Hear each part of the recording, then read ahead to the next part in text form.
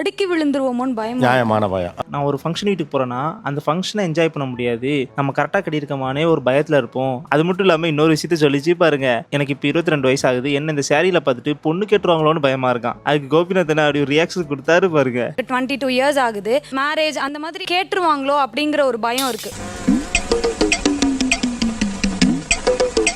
இது நம்ம புது புரளியா இருக்கு. ஆனா இது புதுசா இருக்குனே, புதுசா இருக்கு. அது மட்டும் இல்லாமல் கோபிநாத் இன்னொரு ட்விஸ்டோட வச்சாரு. ஆமா, நீங்க காலேஜ் படிக்கும் போதெல்லாம் உங்களுக்கு லவ் ப்ரோபோஸே வந்தது கிடையாதா அப்படின்னு சொன்ன உடனே அந்த பொண்ணுக்கு வெக்கத்தை பாருங்க. நீங்க காலேஜ் படிக்கிறப்ப உங்களுக்கு ஒர்க் பண்ற இடத்துல லவ் ப்ரோபோசல்லாம் வந்திருக்கா இல்லையா?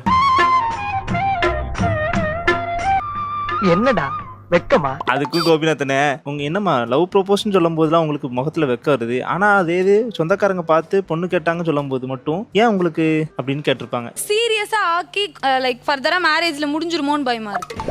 கேக்குறேன், தப்பா நினைக்காத. என் பையனை நீ கட்டிக்கிறியா? இனிமே பொண்ணுக்குன்னு இந்த வீட்டு பக்கம் வந்தீங்க.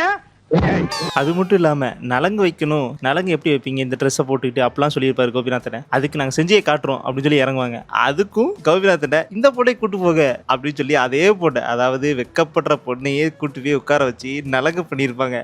நீங்க தான் மன பொண்ணு, உங்களுக்கு தானே பொண்ணு அப்ப அதெல்லாம் அந்த பயந்துட்டு இருக்கீங்க. வாங்க,